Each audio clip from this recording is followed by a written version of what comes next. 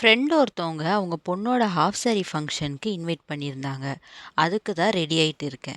இந்த ஈவெண்ட்டுக்கு ட்ரெடிஷ்னல் வேர் தான் ட்ரெஸ் கோடுன்னு முன்னாடியே இன்ஃபார்ம் பண்ணிட்டாங்க. ஏதாவது ஈவெண்ட்னா முன்னாடி நாளே ட்ரெஸ்ஸு அப்புறம் அதுக்கு மேட்ச் ஆகிற மாதிரியான அக்சசரிஸ் எல்லாத்தையும் எடுத்து ஒரு இடத்துல வச்சிடுவேன். அது அவசரமாக கிளம்புறப்போ ரெடி ஆகிறதுக்கு ஈஸியாக இருக்கும். நிறைய காண்டோஸில் பார்ட்டி ஹால் இருக்கும்.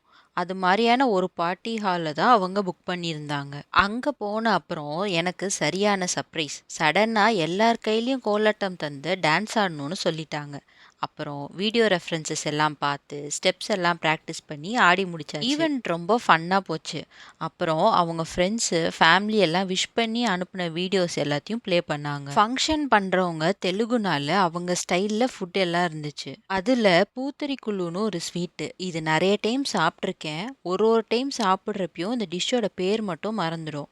பேருக்கு பதிலா குக்குத் கோமாளில ஷிவாங்கி பண்ண ஸ்வீட்டுன்னு தான் மைண்டில் ரிஜிஸ்டர் ஆயிருக்கும். அப்புறம் ஆப்ரிகாட் டிலைட்னு ஒரு டெசர்ட் சாப்பிட்டேன். இது ஹைதராபாத் ஸ்பெஷல்னு சொன்னாங்க. ரிட்டன் கிஃப்டில் வாங்கிட்டு வீட்டுக்கு வந்தாச்சு.